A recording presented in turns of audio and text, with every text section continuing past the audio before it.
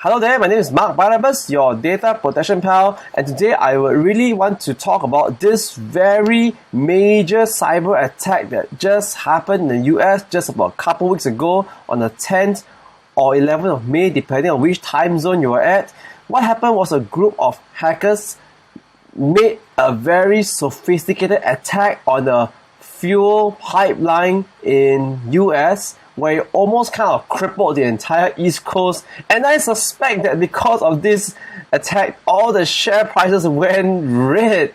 But this attack was so significant that even the government and the President Biden declared an emergency to allow fuel to be transported on roads because this was so serious. And I cannot imagine if this happened to small, tiny countries like the one I'm living in Singapore, where we are so small, just 40 odd kilometers across and 30 kilometers wide. So if a small country without natural resources, if a cyber attack like this happens, we would certainly be totally crippled. But what is even more interesting to note that after the report of this emergency, what was allegedly reported was that the Colonial Pipeline paid a ransom, a $5 million ransom, most likely in cryptocurrency, to this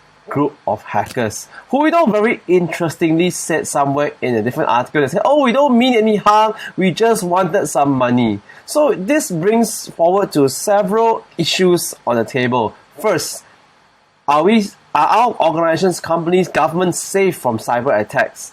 Which means that we're going to spend more money, more resources on protecting our infrastructure. Secondly, does this mean that cybercrime is a way to make money? I mean, the comments from the hackers, I just want some money, so we just decided to attack the Colonial Pipeline. I mean, do these hackers have any form of empathy or sympathy that that people's life could be affected, and who knows, maybe people would have done crazy things because the share prices and even cryptocurrencies plummeted so badly after this attack, and whether or not the prices were affected by the incident, we don't know. But I just want to bring out that ethics is so important here. And why are hackers even attacking companies? I mean, it shouldn't even happen.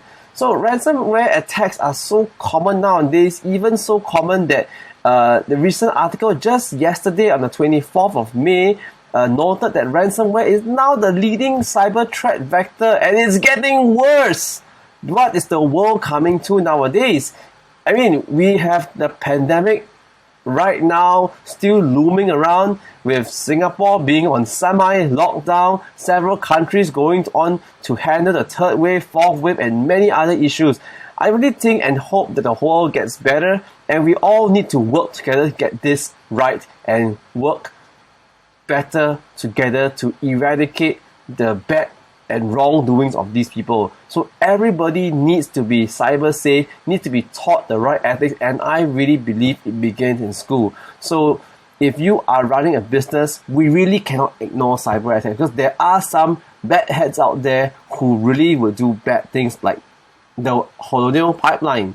So we have to really take precautions. But yet, I believe in education from now to educate the kids today that they should not resort to stealing, they should not resort to cyber attacks or cyber crime to make money. And I make a stand now, and I seek to educate the kids of today, because they will be leaders of tomorrow. And I look forward to working with other practitioners, professionals, and thought leaders.